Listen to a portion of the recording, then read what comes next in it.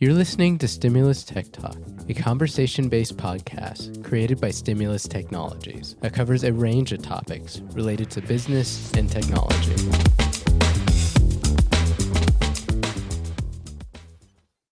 Welcome to Stimulus Tech Talk. Today we're going to be talking about VoIP communications, how it helps you keep your business consistent in its operations, and maybe a few vulnerability that you may not be aware that your business has. So I'm Sherry Lip, the marketing manager at Stimulus Technologies. I am here with Nathan Whitaker, Stimulus Technology CEO. Welcome, Nathan. Sure, it's great to be here as always. So today we're talking about VoIP, as I said. So let's get started in case anybody's not aware of what they might know what it is, but they might not know that term. So let's discuss a little bit about what that means. So VoIP stands for Voice over Internet Protocol, which is basically running phone systems over the internet rather than traditional phone lines.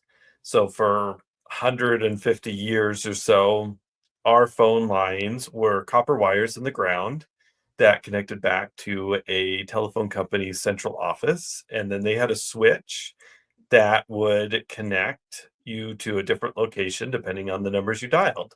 And it was handled originally mechanically or by humans, literally plugging lines into other lines so that you can communicate with them. That turned into an electronic switch. But now, the switch isn't quite as necessary from a communication standpoint because we could run it over the internet. And so voice is basically, or VoIP is taking your voice, condensing it down to ones and zeros, and sending that phone call over the internet. Now, the difference between VoIP and using something like Zoom or Teams to communicate is that you can still call from a VoIP phone a regular line. So you could call somebody that just has an analog phone line, a copper line in their house, which not very many people do anymore. You could call a cell phone number, which is probably the most common form of communication now. And honestly, most cell phones technology have gone to a voice over IP communication themselves. But it's basically digitizing that phone call and sending it across the internet, and then finally to either another VoIP endpoint or mobile device, mobile phone, cellular phone, or to a regular old, what we call POTS line or plain old telephone service line. So that's the difference between regular old phones and VoIP. I just learned that acronym recently, POTS. I thought it was like really funny. It sounds bad, right? It sounds like a drug. Yeah. It's plain old telephone service. Some acronyms Um, are very funny when you learn what they are. yeah, it's just so basic. No, Yeah. nothing technical there. Um, so I think the first question businesses might have when they hear it's going over internet is what happens if the internet goes down? Yeah, that is a common concern. I think when we originally started deploying VoIP, it was more of a concern because the internet wasn't as reliable as we find it today. But what happens a lot of times if there is an internet outage at your office, there's two things you could do to mitigate, that outage. One is you could have a secondary internet connection, which we've talked about on some other podcasts, is using some other type of technology to have true redundancy in your internet. So that's one option. The other option would be to have the phone calls routed to a cell phone or other type of device. So back in the day, we would install maybe one analog phone line at an office that would sit underneath somebody's desk. And if the internet connection goes down, we would route it to that, phone under the desk. Nowadays, most people have cell phones, and so we can route it to, a cell phone or a multitude of cell phones if the internet goes down. So really, with the advanced technology that we have today with voice over IP, we can do, call routing to detect if the lines go down and route it to other locations if they do. So, if you're a business owner and you have maybe your hybrid office and remote employees, how is VoIP? Why should they really think about VoIP? So I think the default that a lot of businesses do is they say, well, if we're going to have mobile employees or remote employees, we'll just have them use their cell phones. And a lot of companies have gone to, bring your own device type cell phone. They reimburse for a cell phone. But if that employee leaves and the major communication that maybe customers, clients, office workers have with the company is to a personal cell phone of an employee. When they leave, it causes a major issue for the business. And so having a voice over IP system that communicates with your either your device, your laptop, or device on your desk. And the customers are always calling in to the main number of the business, or what we call DIDs, or direct inward dial, a dedicated phone number for each employee. That if that employee leaves, the phone number is owned by the company, and then there's no concern about, that customer getting their issues handled. So what we do for our clients is a couple of different options. Is there is an app that can run on somebody's mobile phone.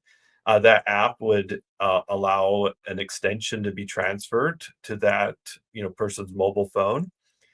There is an app that can run on somebody's desktop. So, you can use your headphones that you would use for, your Teams or Zoom meetings, the same, and just answer phone calls and make phone calls through your laptop or desktop. Or the third option is you can plug in a phone anywhere. And I actually like having a desk phone. So just to my right over here, I actually have a desk phone sitting on my desk. So if I make business phone calls, I generally pick that up and make those calls from my phone. If I'm not here at the office, it actually brings my cell phone too through that mobile app that we were talking about. So, I give out a direct phone number to me, which is a company phone number. It's not my cell phone, personal cell phone number. And that rings the office line. And it goes, completely owned and managed by the company. So I don't have to give out my personal cell phone number. And if I don't want to take calls for the business, let's say I'm on vacation, I can just send that to somebody else, or have a message on there saying I'm, not available, and it goes to another department to be handled. So I don't have, but I can still use my personal cell phone as normal during that time. So having that separation really helps your employees, helps executives, helps all the team members to have that separation between a business and personal phone. And that's different than just forwarding like your office line to your cell phone number. Your cell phone's actually acting as your business phone through the app. Correct. Yeah, you don't. You're not just forwarding it. There's an actual app on your phone that communicates with the office phone system, and you're an extension in the office phone. So let's say my extension is 205. If you call the main line and enter 205, it could ring your computer, it could ring your desk phone, it could ring your cell phone, the app on your cell phone, all at the same time, or one at a time, or whichever one you want at a certain time. There's a lot of options for that. Or if you have a direct phone line from the company, 555-1212, somebody calls that, it rings all those devices. But that's not your cell phone number. That is your office number, and it rings the app on your cell phone, and it uses data rather than your mobile carrier. So you're not just forwarding the number off. And then what's really cool is if I make a call using that app on my phone, it shows my office number calling rather than my cell phone number calling. So, especially like if you have technicians in the field, or people that are, dealing with customers a lot, and you want to keep some consistency, that if they call back, it goes to the office, the main line, rather than going to a technician that, might be on another job, or might, be working on different things. The customer can call back and go to the main office, and not always calling your technician, which I think is a general issue. If you might want to talk to that technician again, but maybe that technician's on another job, or another technician is assigned to your customer at that point. Having that communication always through the business, it improves the efficiency of the company, and then keeps the relationship with the company rather than that individual person.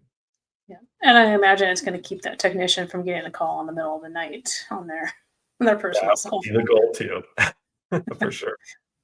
So how does having that that setup, the VoIP setup, help businesses stay consistent with customers? I think having that consistency, as I was talking about, that the phone number that they deal with is always the company's phone number, that they're making sure that the communication is always through the right channels of the business. And, if an employee leaves, it's not left in a lurch of, expectation that that employee is going to get back to them. I'll just share a quick example that happened to me. As I had a, vendor, that I was given the personal cell phone number of my rep with that vendor and their email address. Unbeknownst to me, that employee had left, and the company didn't do a very good job of reassigning the email address or the number that I was given to whoever my new representative is. And I had sent multiple emails and left multiple voicemail messages for that employee over a week or two, and never got a response back. And I was frustrated because that was my main source of communication for a couple of years with the company.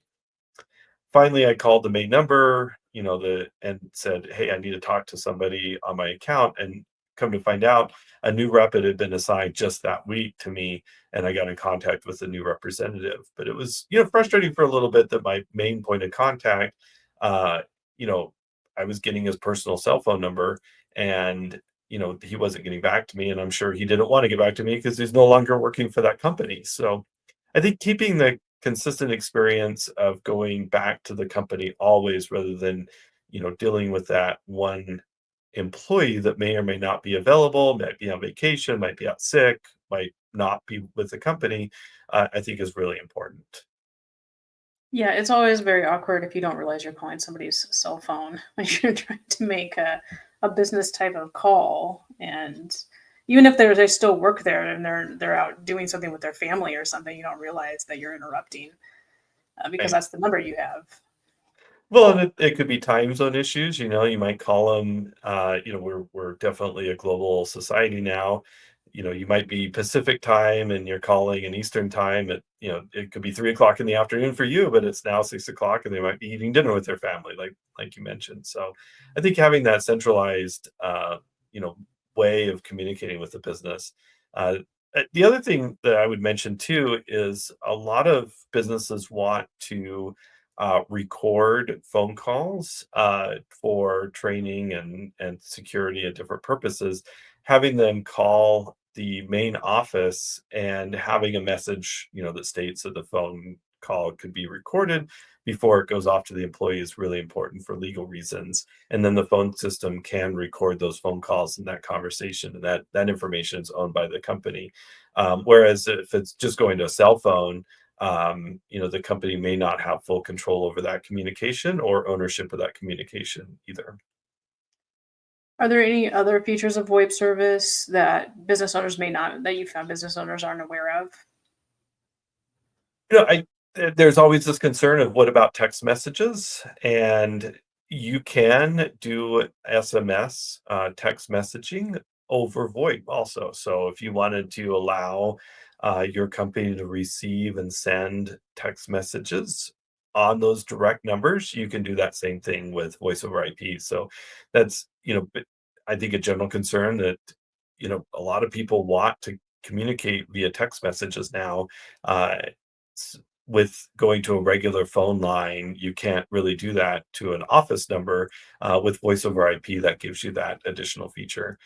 There's a ton of other features we could talk about with voice over IP that are things like that we're used to now with text with cell phones, but things like transcription of voicemails so that you can have voicemail to email, voicemail, email with transcription available. That's a really nice feature that I like is, if they leave a voicemail on my office line, I get an email with it with a transcription um, to my email, which sometimes, I'm in a meeting and I can see the email and know that if it's a critical thing that I got to deal with. So that's a really nice feature. You can have complex routing. You can, if you have a call center, you can do call monitoring, um, things like listening in on your, live phone calls. So if you're doing training or coaching with maybe new call center employees, you can have one-way listening or one-way coaching, things like that. You can get statistics and analysis for call centers. So there's actually quite a bit that you can do with a really nice voice over IP phone system that beyond just having cell phones or traditional what we would call PBXs or key systems that we bought 20 years ago. And what is the cost compared to a traditional phone system? A lot of times voice over IP can be less expensive than a traditional phone system. One of the problems with traditional phone systems is you'd have to buy the hardware and then pay for the line separately. The hardware, has a useful life, maybe 10, 15 years, maybe less on the system. And you might also be limited on the number of devices you could have associated with a traditional phone system.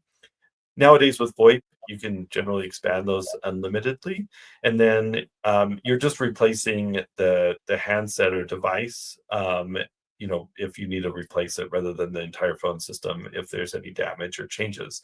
Um, so cost wise, you generally pay per phone that you have or per user. And they usually run, depending on the feature set, between $20 and $40 per user. So, a phone line nowadays is actually one of the most expensive things you can get as a business because of the taxes on it. And the telephone companies are trying to maintain all this copper that they have in the ground that is honestly very expensive for them to maintain, and the user base for it has gone down so much. People don't have phone lines in their houses anymore as much as they used to, and so there's not as many lines out there for the amount of infrastructure that the phone companies have to maintain. So they've raised prices dramatically. So one phone line now can cost, after taxes, 40, 50, sometimes even $100 we've seen in different areas per month. And so, that $20 or $30 a month is actually a lot cheaper for a VoIP system than, having to buy phone lines for your business. Have you seen where businesses only have a few or desk phones and everybody is using an app on either a company provided cell phone or their own cell phone? That's honestly what we're seeing most now is, especially in the hybrid business. You might have let's say a company of 25 employees, but only have maybe 3 or 4 employees that work in the office at any given time. So you might have a few phones in the office, and then everybody's using the app or, what we an app on their computer or on their phone, and it just makes it a lot easier because they can answer and make calls wherever they're at. The other nice thing, like for me, because I work out of a couple of different offices, my home office, a couple of different locations, I have several different phones that I like a desk phone when making calls, so they all ring at the same time and I can make the call um, wherever I'm at, and it shows the same phone number. So there's some really nice features with that that uh, you can have some consistency for your people that roam. The other thing is, there's advantages of complexity. So if you're running a warehouse or running, some place that's manufacturing and you need communication across a large area, uh, traditional phone systems were often difficult to deal with that, but with voice over IP and wireless voice over IP phones, you can have a lot of roaming around the warehouses and still integrate with like gate systems and paging and things like that that have some really cool advantages for these complex warehouses or manufacturing plants. So we've done some interesting installs that go far beyond what you would think of just a traditional phone system that allows for communication across these plants. If somebody still does have a traditional phone service, what is switching over to VoIP? What's the process like? Is it a hard process or is it fairly easy to do? It's generally easy to do. So there's you can transfer your existing phone numbers through a process called porting. Porting allows you, and it's required to allow you to transfer your phone number from one carrier to another. Uh, Porting for traditional phone systems can take anywhere from 1 to 30 days, depending on the carrier that it's coming from. So I know with cell phones, we've kind of gotten used to instant transfer. Like if you move from T-Mobile to Verizon, you usually can get it within minutes. With traditional phone lines, it could take up to 30 days to happen. Um, so there may be some additional wiring that you have to do at your location too if you don't have Cat 5, Cat 6 wiring. So computer wiring where all your phones are, you may have to do a little bit of wiring if your building is kind of old. But most people have done the wiring necessary to have VoIP across their entire location by now. So that's usually not as big of issue as it was, call it 10, 15 years ago. So the transfer is relatively easy. There may be some wiring required. And what we'll usually do is set up the entire VoIP system beforehand and then have everything ready to go. And then the day of the port transfer, one phone stops ringing and the new phone starts ringing. And it's pretty straightforward. So there's no downtime between the transfers. And what about reliability when it comes to VoIP? Is it just as reliable? It used to be like, all the landline's going to be your reliable one in severe weather and all kinds of things, or it's not going to go down. But what is reliability like with VoIP? So reliability, it does rely on the internet. So it's as reliable as the internet that you have at your location. But as I mentioned before, is if your internet goes down, we can have settings for it to transfer to mobile devices, which is much harder to do with you know, traditional POTS lines or copper lines. The other thing that I'd say about those copper lines, if you're still using one of those, is your telephone companies aren't maintaining those as what they used to because people aren't using them as much. And so we found that traditional phone lines are far less reliable than the internet generally today. So we find it just as reliable or more reliable, and um, I would say even more reliable because you have a lot of options to do failovers if the system goes down. And so, are there any security issues when it comes to VoIP? We were kind of talking about hybrid and an office with multiple locations. Are there, since it's internet, are there more security issues? So historically, VoIP was not encrypted. Today, most, if not all, VoIP communication is encrypted. Just like 10 years ago, 15 years ago, most of the internet traffic was unencrypted. So you go to a website and somebody could do a man in the middle attack and to find out what you're browsing and doing on the internet. Now, most of the internet traffic is encrypted, just like, and voice over IP is the same. We also, had VoIP fraud that people would get the username and password that the phone was using to communicate with the switch, and be able to hack extensions. There's been a lot of work on security over the last few years to prevent that. So firewalls, complex passwords, rotating passwords, things like what we've been doing for normal work. VoIP has done the same thing. So the security issues are far less today than they were, and most of the communication VoIP is now encrypted. So um, I would be more concerned about keeping your devices, your cell phone, your laptop, your desktops protected than I would be about the actual VoIP communication that's going across them. And Stimulus Technologies is a managed service provider. We have Stimulus VoIP. Do all managed service providers have a VoIP service as well? So a lot of managed service providers offer VoIP as a resell. So there's tons of companies out there that work with managed service providers, and the managed service provider will resell a third party's VoIP solution. They might do what's called a white labeling, that they say that, if they're ABC managed service provider, but they're buying from, XYZ VoIP company, they might still call it like ABC VoIP solution. But most of the time, they still have to go get support from XYZ VoIP company if they have any issues. So most managed service providers are not VoIP providers. They're just reselling a product, kind of like how we resell Microsoft 365 products. The Stimulus technology is a little bit different because we are also an internet provider. We are a voice over IP provider. So we own our own soft switches and own our own network.